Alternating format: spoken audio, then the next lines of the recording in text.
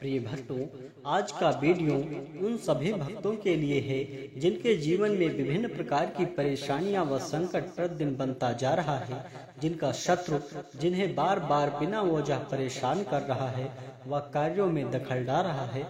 उन सभी भक्तों से निवेदन है कि आज से ही प्रभु श्री हनुमान जी महाराज की अद्भुत कृपा से आपके जीवन के समस्त संकटों का अंत हो जाएगा। आपके बड़े से बड़े शत्रु बर्बाद होकर आपके सामने घुटने टेक देंगे और आपके जीवन में सुख समृद्धि व संपन्नता बढ़ने लगेगी। प्रिय भक्तों, यह आपको जो सिद्ध मंत्र बताने जा रहा हूँ, ये बहुत ही शक्तिशाली व चमत्कारी मंत्र है। इस महामंत्र को सच्चे मन से सुनने मात्र से ही व्यक्ति के समस्त प्रकार के संकट व अंधकार मिट जाते हैं, बड़े से बड़े शत्रुओं का अंत हो जाता है, कार्यों में आने वाली सभी विघ्न बाधा व रुकावट दूर हो जाती है और कठिन से भी कठिन कार्य व बहुत दिनों से रुका हुआ कार्य बहुत ही आसानी से व तरक्की के साथ प्रभु जी की कृपा से सिद्ध हो जाता है। प्रिय भक्तों, यदि आपको प्रभु श्री हनुमान जी महाराज पर पूरा भरोसा है तो निश्चय ही आपको प्रभाव दिखने लगेगा। यदि आपको भरोसा नहीं है तो आप मंत्र को न सुने। मान्यता है, जो भक्त बहुत ही श्रद्धा पूर्वक व विश्वास लग्न से इस महामंत्र को सुनता है, उसके जीवन की समस्त प्रकार की नकारात्मक शक्तियां व बुरा से बुरा समय अच्छे समय में बदल जाता है। जीवन के सभी दुख दरिद्रता व संकटों का अंत हो जाता है। घर में सुख समृद्धि व संपन्नता प्रतिदिन बढ़ने लगती है। प्रिय भक्तों, आइए बिना देर किए प्रभु श्री हनुमान जी महाराज का विशेष ध्यान करते हुए इस महाशक्तिशाली व सिद्ध मंत्र को पूरा सुनने का प्रयास करें। इससे पहले आप सभी भक्तों से छोटा सा निवेदन है कि यदि आप हमारे चैनल पर नए होइएगा तो चैनल को सब्सक्राइब करके कमेंट में जय श्री राम, जय बालाजी महाराज लिखकर अपनी हाजिरी जरूर लगा दीजिएगा। प्रिय भक्तों, यह सिद्ध व चमत्कारी मंत्र है। ओम नमो हनुमते रुद्रावताराय अध्यात्मकाधि दैविकाधि भौतिकता पत्र निवारणाय रामदूताय स्वाहा। ओम नमो हनुमते रुद्रावताराय अध्यात्मकाधि दैविकाधि भौतिकता पत्र निवारणाय रामदूताय स्वाहा। ओम नमो हनुमते रुद्रावताराय अध्यात्मकाधि दैविकाधि भौतिकता पत्र निवारणाय रामदूताय स्वाहा। ओम नमो हनुमते रुद्रावताराय अध्यात्मकाधि दैविकाधि भौतिकता पत्र निवारणाय रामदूताय स्वाहा। ओम नमो हनुमते रुद्रावताराय अध्यात्मकाधि दैविकाधि भौतिकता पत्र निवारणाय रामदूताय स्वाहा। ओम नमो हनुमते रुद्रावताराय अध्यात्मकाधि दैविकाधि भौतिकता पत्र निवारणाय रामदूताय स्वाहा। ओम नमो हनुमते रुद्रावताराय अध्यात्मकाधि दैविकाधि भौतिकता पत्र निवारणाय रामदूताय स्वाहा। ओम नमो हनुमते रुद्रावताराय अध्यात्मकाधि दैविकाधि भौतिकता पत्र निवारणाय रामदूताय स्वाहा। ओम नमो हनुमते रुद्रावताराय अध्यात्मकाधि दैविकाधि भौतिकता पत्र निवारणाय रामदूताय स्वाहा। ओम नमो हनुमते रुद्रावताराय अध्यात्मकाधि दैविकाधि भौतिकता पत्र निवारणाय रामदूताय स्वाहा। ओम नमो हनुमते रुद्रावताराय अध्यात्मकाधि दैविकाधि भौतिकता पत्र निवारणाय रामदूताय स्वाहा। ओम नमो हनुमते रुद्रावताराय अध्यात्मकाधि दैविकाधि भौतिकता पत्र निवारणाय रामदूताय स्वाहा। ओम नमो हनुमते रुद्रावताराय अध्यात्मकाधि दैविकाधि भौतिकता पत्र निवारणाय रामदूताय स्वाहा।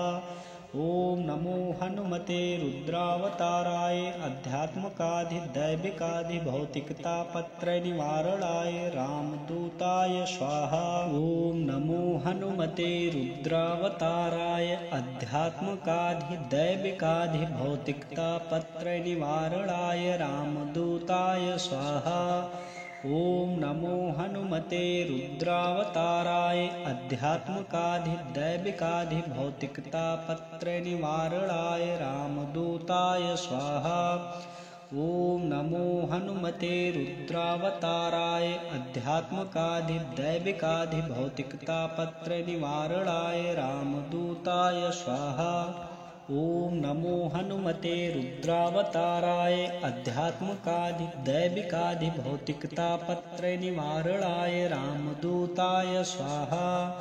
ओम नमो हनुमते रुद्रावताराय अध्यात्मकाधिदैविकाधिभौतिकतापत्रय निवारणाय रामदूताय स्वाहा।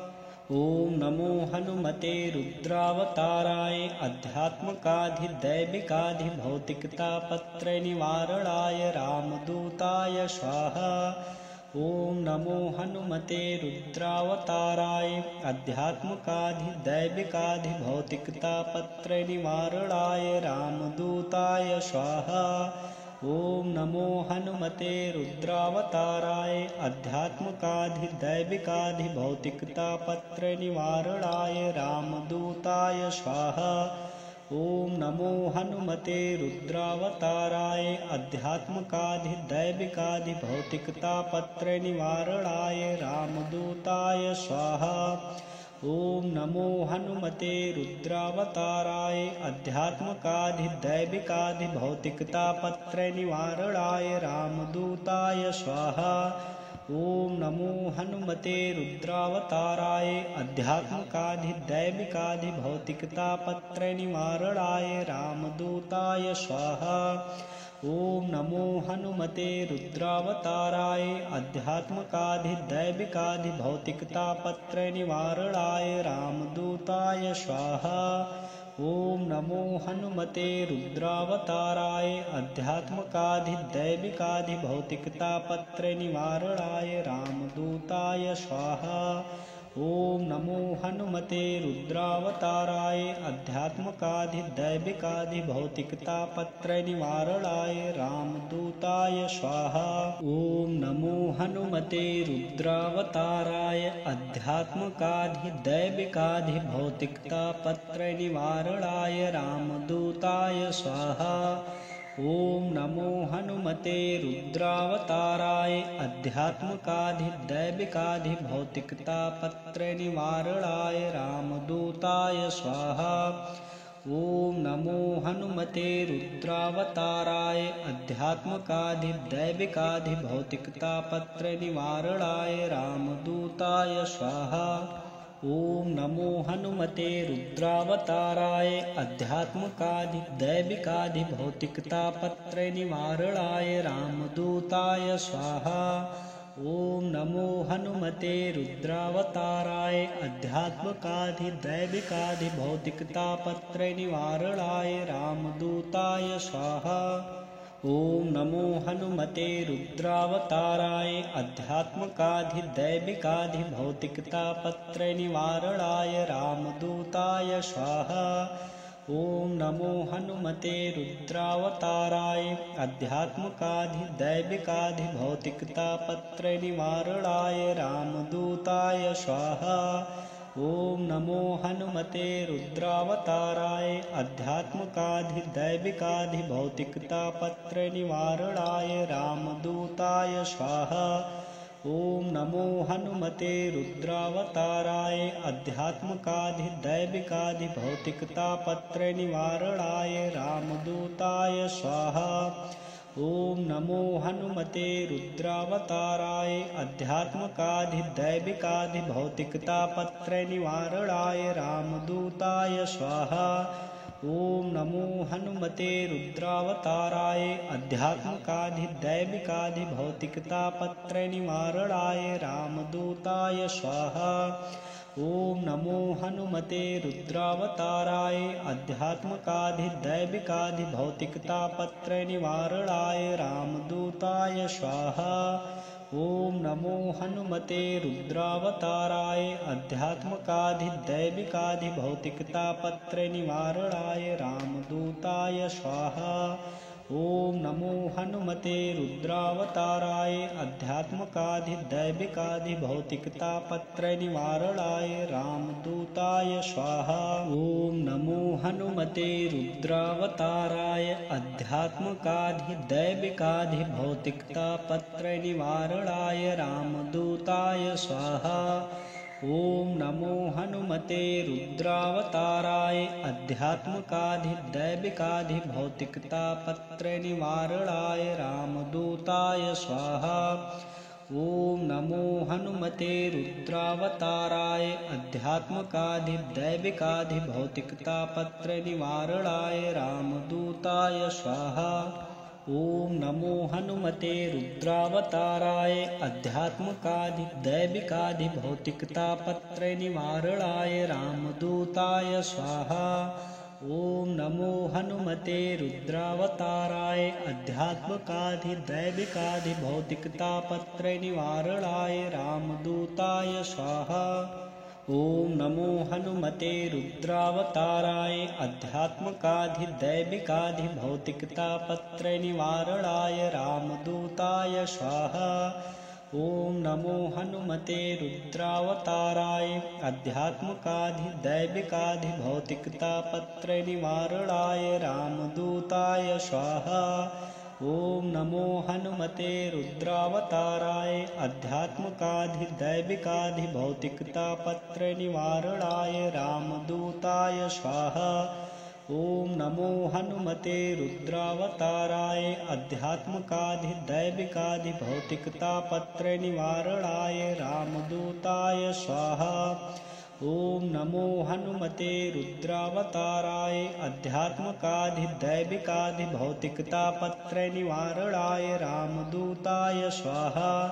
ओम नमो हनुमते रुद्रावताराय आध्यात्मकाधिदैविकाधिभौतिकतापत्रयनिवारणाय रामदूताय स्वाहा। ओम नमो हनुमते रुद्रावताराय आध्यात्मकाधिदैविकाधिभौतिकतापत्रयनिवारणाय रामदूताय स्वाहा। ओम नमो हनुमते रुद्रावताराय आध्यात्मकाधिदैविकाधिभौतिकतापत्रयनिवारणाय रामदूताय स्वाहा। ओम नमो हनुमते रुद्रावताराय आध्यात्मकाधिदैविकाधिभौतिकतापत्रयनिवारणाय रामदूताय स्वाहा। ओम नमो हनुमते रुद्रावताराय आध्यात्मकाधिदैविकाधिभौतिकतापत्रयनिवारणाय रामदूताय स्वाहा। ओम नमो हनुमते रुद्रावताराय आध्यात्मकाधिदैविकाधिभौतिकतापत्रयनिवारणाय रामदूताय स्वाहा। ओम नमो हनुमते रुद्रावताराय आध्यात्मकाधिदैविकाधिभौतिकतापत्रयनिवारणाय रामदूताय स्वाहा। ओम नमो हनुमते रुद्रावताराय आध्यात्मकाधिदैविकाधिभौतिकतापत्रयनिवारणाय रामदूताय स्वाहा। ओम नमो हनुमते रुद्रावताराय आध्यात्मकाधिदैविकाधिभौतिकतापत्रयनिवारणाय रामदूताय स्वाहा। ओम नमो हनुमते रुद्रावताराय आध्यात्मकाधिदैविकाधिभौतिकतापत्रयनिवारणाय रामदूताय स्वाहा। ओम नमो हनुमते रुद्रावताराय आध्यात्मकाधिदैविकाधिभौतिकतापत्रयनिवारणाय रामदूताय स्वाहा। ओम नमो हनुमते रुद्रावताराय आध्यात्मकाधिदैविकाधिभौतिकतापत्रयनिवारणाय रामदूताय स्वाहा। ओम नमो हनुमते रुद्रावताराय आध्यात्मकाधिदैविकाधिभौतिकतापत्रयनिवारणाय रामदूताय स्वाहा। ओम नमो हनुमते रुद्रावताराय अध्यात्मकाधिदैविकाधिभौतिकतापत्रय निवारणाय रामदूताय स्वाहा। ओम नमो हनुमते रुद्रावताराय अध्यात्मकाधिदैविकाधिभौतिकतापत्रय निवारणाय रामदूताय स्वाहा। ओम नमो हनुमते रुद्रावताराय अध्यात्मकाधिदैविकाधिभौतिकतापत्रय निवारणाय रामदूताय स्वाहा। ओम नमो हनुमते रुद्रावताराय अध्यात्मकाधिदैविकाधिभौतिकतापत्रय निवारणाय रामदूताय स्वाहा। ओम नमो हनुमते रुद्रावताराय अध्यात्मकाधिदैविकाधिभौतिकतापत्रय निवारणाय रामदूताय स्वाहा। ओम नमो हनुमते रुद्रावताराय अध्यात्मकाधिदैविकाधिभौतिकतापत्रय निवारणाय रामदूताय स्वाहा। ओम नमो हनुमते रुद्रावताराय अध्यात्मकाधिदैविकाधिभौतिकतापत्रय निवारणाय रामदूताय स्वाहा।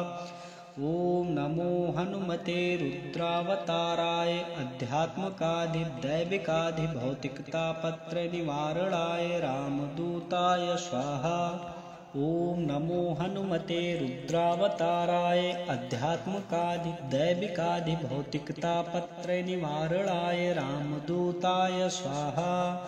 ओम नमो हनुमते रुद्रावताराय अध्यात्मकाधिदैविकाधिभौतिकतापत्रय निवारणाय रामदूताय स्वाहा। ओम नमो हनुमते रुद्रावताराय अध्यात्मकाधिदैविकाधिभौतिकतापत्रय निवारणाय रामदूताय स्वाहा। ओम नमो हनुमते रुद्रावताराय अध्यात्मकाधिदैविकाधिभौतिकतापत्रय निवारणाय रामदूताय स्वाहा। ओम नमो हनुमते रुद्रावताराय अध्यात्मकाधिदैविकाधिभौतिकतापत्रय निवारणाय रामदूताय स्वाहा। ओम नमो हनुमते रुद्रावताराय अध्यात्मकाधिदैविकाधिभौतिकतापत्रय निवारणाय रामदूताय स्वाहा। ओम नमो हनुमते रुद्रावताराय अध्यात्मकाधिदैविकाधिभौतिकतापत्रय निवारणाय रामदूताय स्वाहा। ओम नमो हनुमते रुद्रावताराय अध्यात्मकाधिदैविकाधिभौतिकतापत्रय निवारणाय रामदूताय स्वाहा। ओम नमो हनुमते रुद्रावताराय अध्यात्मकाधिदैविकाधिभौतिकतापत्रय निवारणाय रामदूताय स्वाहा। ओम नमो हनुमते रुद्रावताराय अध्यात्मकाधिदैविकाधिभौतिकतापत्रय निवारणाय रामदूताय स्वाहा। ओम नमो हनुमते रुद्रावताराय अध्यात्मकाधिदैविकाधिभौतिकतापत्रय निवारणाय रामदूताय स्वाहा। ओम नमो हनुमते रुद्रावताराय अध्यात्मकाधिदैविकाधिभौतिकतापत्रय निवारणाय रामदूताय स्वाहा। ओम नमो हनुमते रुद्रावताराय अध्यात्मकाधिदैविकाधिभौतिकतापत्रय निवारणाय रामदूताय स्वाहा। ओम नमो हनुमते रुद्रावताराय अध्यात्मकाधिदैविकाधिभौतिकतापत्रय निवारणाय रामदूताय स्वाहा।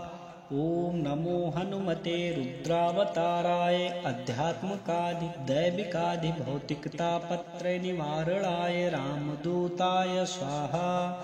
ओम नमो हनुमते रुद्रावताराय अध्यात्मकाधिदैविकाधिभौतिकतापत्रय निवारणाय रामदूताय स्वाहा। ओम नमो हनुमते रुद्रावताराय अध्यात्मकाधिदैविकाधिभौतिकतापत्रय निवारणाय रामदूताय स्वाहा। ओम नमो हनुमते रुद्रावताराय अध्यात्मकाधिदैविकाधिभौतिकतापत्रय निवारणाय रामदूताय स्वाहा। ओम नमो हनुमते रुद्रावताराय आध्यात्मकाधिदैविकाधिभौतिकतापत्रनिवारणाय रामदूताय स्वाहा। ओम नमो हनुमते रुद्रावताराय आध्यात्मकाधिदैविकाधिभौतिकतापत्रनिवारणाय रामदूताय स्वाहा। ओम नमो हनुमते रुद्रावताराय आध्यात्मकाधिदैविकाधिभौतिकतापत्रनिवारणाय रामदूताय स्वाहा। ओम नमो हनुमते रुद्रावताराय आध्यात्मकाधिदैविकाधिभौतिकतापत्रनिवारणाय रामदूताय स्वाहा। ओम नमो हनुमते रुद्रावताराय आध्यात्मकाधिदैविकाधिभौतिकतापत्रनिवारणाय रामदूताय स्वाहा। ओम नमो हनुमते रुद्रावताराय आध्यात्मकाधिदैविकाधिभौतिकतापत्रनिवारणाय रामदूताय स्वाहा। ओम नमो हनुमते रुद्रावताराय आध्यात्मकाधिदैविकाधिभौतिकतापत्रनिवारणाय रामदूताय स्वाहा। ओम नमो हनुमते रुद्रावताराय आध्यात्मकाधिदैविकाधिभौतिकतापत्रनिवारणाय रामदूताय स्वाहा। ओम नमो हनुमते रुद्रावताराय आध्यात्मकाधिदैविकाधिभौतिकतापत्रनिवारणाय रामदूताय स्वाहा। ओम नमो हनुमते रुद्रावताराय आध्यात्मकाधिदैविकाधिभौतिकतापत्रनिवारणाय रामदूताय स्वाहा। ओम नमो हनुमते रुद्रावताराय आध्यात्मकाधिदैविकाधिभौतिकतापत्रनिवारणाय रामदूताय स्वाहा। ओम नमो हनुमते रुद्रावताराय आध्यात्मकाधिदैविकाधिभौतिकतापत्रनिवारणाय रामदूताय स्वाहा। ओम नमो हनुमते रुद्रावताराय आध्यात्मकाधिदैविकाधिभौतिकतापत्रनिवारणाय रामदूताय स्वाहा। ओम नमो हनुमते रुद्रावताराय आध्यात्मकाधिदैविकाधिभौतिकतापत्रनिवारणाय रामदूताय स्वाहा। ओम नमो हनुमते रुद्रावताराय आध्यात्मकाधिदैविकाधिभौतिकतापत्रनिवारणाय रामदूताय स्वाहा। ओम नमो हनुमते रुद्रावताराय आध्यात्मकाधिदैविकाधिभौतिकतापत्रनिवारणाय रामदूताय स्वाहा। ओम नमो हनुमते रुद्रावताराय आध्यात्मकाधिदैविकाधिभौतिकतापत्रनिवारणाय रामदूताय स्वाहा। ओम नमो हनुमते रुद्रावताराय आध्यात्मकाधिदैविकाधिभौतिकतापत्रनिवारणाय रामदूताय स्वाहा। ओम नमो हनुमते रुद्रावताराय आध्यात्मकाधिदैविकाधिभौतिकतापत्रनिवारणाय रामदूताय स्वाहा। ओम नमो हनुमते रुद्रावताराय आध्यात्मकाधिदैविकाधिभौतिकतापत्रनिवारणाय रामदूताय स्वाहा। ओम नमो हनुमते रुद्रावताराय आध्यात्मकाधिदैविकाधिभौतिकतापत्रनिवारणाय रामदूताय स्वाहा। ओम नमो हनुमते रुद्रावताराय आध्यात्मकाधिदैविकाधिभौतिकतापत्रनिवारणाय रामदूताय स्वाहा। ओम नमो हनुमते रुद्रावताराय आध्यात्मकाधिदैविकाधिभौतिकतापत्रनिवारणाय रामदूताय स्वाहा। ओम नमो हनुमते रुद्रावताराय आध्यात्मकाधिदैविकाधिभौतिकतापत्रनिवारणाय रामदूताय स्वाहा। ओम नमो हनुमते रुद्रावताराय आध्यात्मकाधिदैविकाधिभौतिकतापत्रनिवारणाय रामदूताय स्वाहा। ओम नमो हनुमते रुद्रावताराय आध्यात्मकाधिदैविकाधिभौतिकतापत्रनिवारणाय रामदूताय स्वाहा। ओम नमो हनुमते रुद्रावताराय आध्यात्मकाधिदैविकाधिभौतिकतापत्रयनिवारणाय रामदूताय स्वाहा। ओम नमो हनुमते रुद्रावताराय आध्यात्मकाधिदैविकाधिभौतिकतापत्रयनिवारणाय रामदूताय स्वाहा। ओम नमो हनुमते रुद्रावताराय आध्यात्मकाधिदैविकाधिभौतिकतापत्रयनिवारणाय रामदूताय स्वाहा। ओम नमो हनुमते रुद्रावताराय आध्यात्मकाधिदैविकाधिभौतिकतापत्रयनिवारणाय रामदूताय स्वाहा। ओम नमो हनुमते रुद्रावताराय आध्यात्मकाधिदैविकाधिभौतिकतापत्रयनिवारणाय रामदूताय स्वाहा। ओम नमो हनुमते रुद्रावताराय आध्यात्मकाधिदैविकाधिभौतिकतापत्रयनिवारणाय रामदूताय स्वाहा। ओम नमो हनुमते रुद्रावताराय आध्यात्मकाधिदैविकाधिभौतिकतापत्रयनिवारणाय रामदूताय स्वाहा। ओम नमो हनुमते रुद्रावताराय आध्यात्मकाधिदैविकाधिभौतिकतापत्रयनिवारणाय रामदूताय स्वाहा। ओम नमो हनुमते रुद्रावताराय आध्यात्मकाधिदैविकाधिभौतिकतापत्रयनिवारणाय रामदूताय स्वाहा। ओम नमो हनुमते रुद्रावताराय आध्यात्मकाधिदैविकाधिभौतिकतापत्रयनिवारणाय रामदूताय स्वाहा। ओम नमो हनुमते रुद्रावताराय आध्यात्मकाधिदैविकाधिभौतिकतापत्रयनिवारणाय रामदूताय स्वाहा। ओम नमो हनुमते रुद्रावताराय आध्यात्मकाधिदैविकाधिभौतिकतापत्रयनिवारणाय रामदूताय स्वाहा। ओम नमो हनुमते रुद्रावताराय आध्यात्मकाधिदैविकाधिभौतिकतापत्रयनिवारणाय रामदूताय स्वाहा। ओम नमो हनुमते रुद्रावताराय आध्यात्मकाधिदैविकाधिभौतिकतापत्रयनिवारणाय रामदूताय स्वाहा। ओम नमो हनुमते रुद्रावताराय आध्यात्मकाधिदैविकाधिभौतिकतापत्रयनिवारणाय रामदूताय स्वाहा। ओम नमो हनुमते रुद्रावताराय आध्यात्मकाधिदैविकाधिभौतिकतापत्रयनिवारणाय रामदूताय स्वाहा।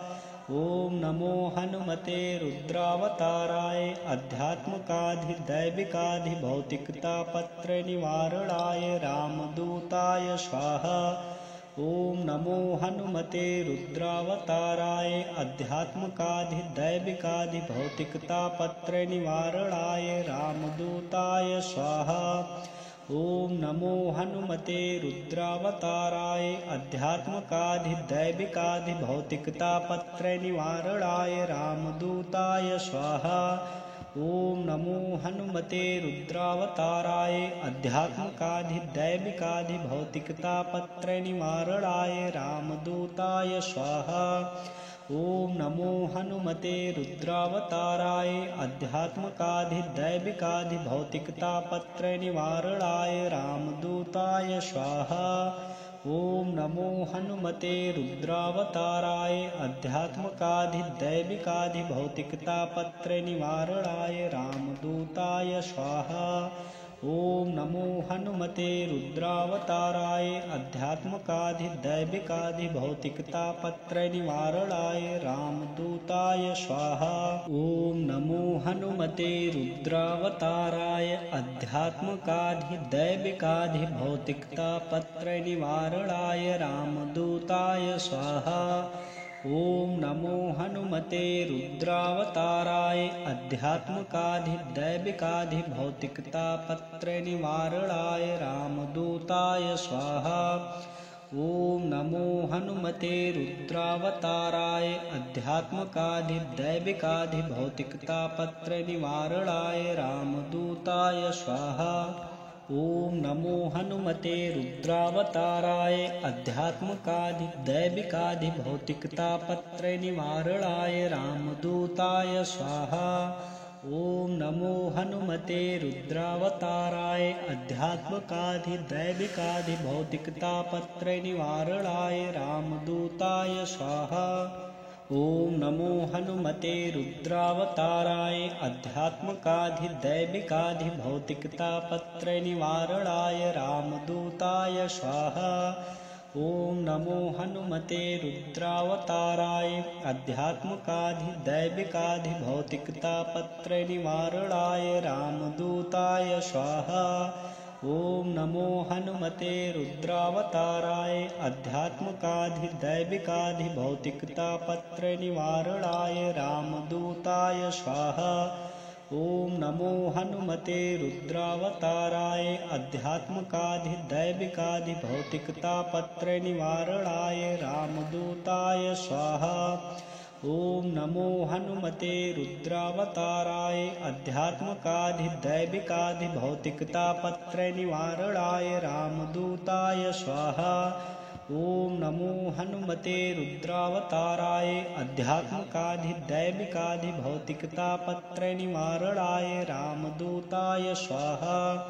ओम नमो हनुमते रुद्रावताराय अध्यात्मकाधि दैविकाधि भौतिकतापत्रय निवारणाय रामदूताय स्वाहा। ओम नमो हनुमते रुद्रावताराय अध्यात्मकाधि दैविकाधि भौतिकतापत्रय निवारणाय रामदूताय स्वाहा। ओम नमो हनुमते रुद्रावताराय अध्यात्मकाधि दैविकाधि भौतिकतापत्रय निवारणाय रामदूताय स्वाहा। ओम नमो हनुमते रुद्रावताराय अध्यात्मकाधि दैविकाधि भौतिकतापत्रय निवारणाय रामदूताय स्वाहा। ओम नमो हनुमते रुद्रावताराय अध्यात्मकाधि दैविकाधि भौतिकतापत्रय निवारणाय रामदूताय स्वाहा। ओम नमो हनुमते रुद्रावताराय अध्यात्मकाधि दैविकाधि भौतिकतापत्रय निवारणाय रामदूताय स्वाहा। ओम नमो हनुमते रुद्रावताराय अध्यात्मकाधि दैविकाधि भौतिकतापत्रय निवारणाय रामदूताय स्वाहा। ओम नमो हनुमते रुद्रावताराय अध्यात्मकाधि दैविकाधि भौतिकतापत्रय निवारणाय रामदूताय स्वाहा। ओम नमो हनुमते रुद्रावताराय अध्यात्मकाधि दैविकाधि भौतिकतापत्रय निवारणाय रामदूताय स्वाहा। ओम नमो हनुमते रुद्रावताराय अध्यात्मकाधि दैविकाधि भौतिकतापत्रय निवारणाय रामदूताय स्वाहा। ओम नमो हनुमते रुद्रावताराय अध्यात्मकाधि दैविकाधि भौतिकतापत्रय निवारणाय रामदूताय स्वाहा। ओम नमो हनुमते रुद्रावताराय अध्यात्मकाधि दैविकाधि भौतिकतापत्रय निवारणाय रामदूताय स्वाहा। ओम नमो हनुमते रुद्रावताराय अध्यात्मकाधि दैविकाधि भौतिकतापत्रय निवारणाय रामदूताय स्वाहा। ओम नमो हनुमते रुद्रावताराय अध्यात्मकाधि दैविकाधि भौतिकतापत्रय निवारणाय रामदूताय स्वाहा। ओम नमो हनुमते रुद्रावताराय अध्यात्मकाधि दैविकाधि भौतिकतापत्रय निवारणाय रामदूताय स्वाहा। ओम नमो हनुमते रुद्रावताराय अध्यात्मकाधि दैविकाधि भौतिकतापत्रय निवारणाय रामदूताय स्वाहा।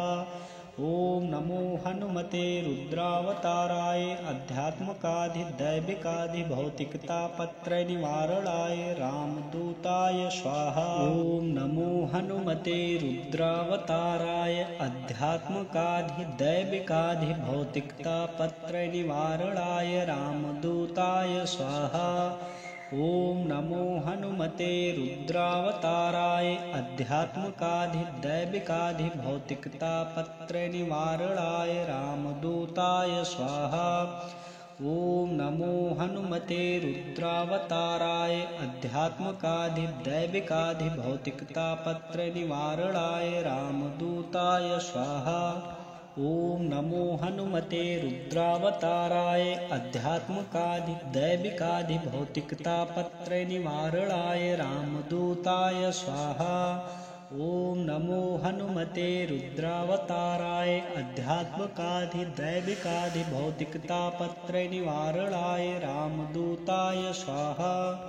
ओम नमो हनुमते रुद्रावताराय आध्यात्मकाधिदैविकाधिभौतिकतापत्र निवारणाय रामदूताय स्वाहा।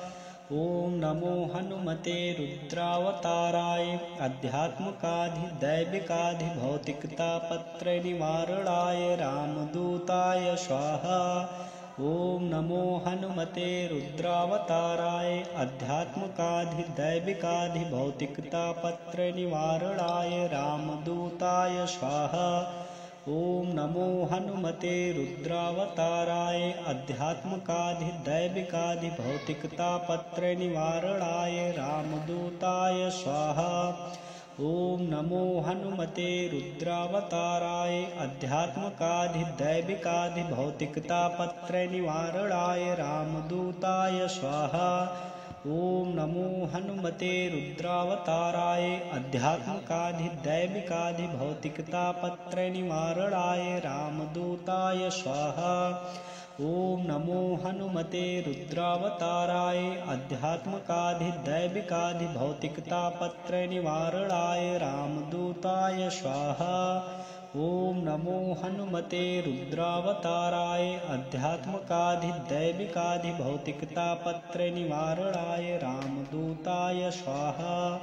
ओम नमो हनुमते रुद्रावताराय आध्यात्मकाधिदैविकाधिभौतिकतापत्र निवारणाय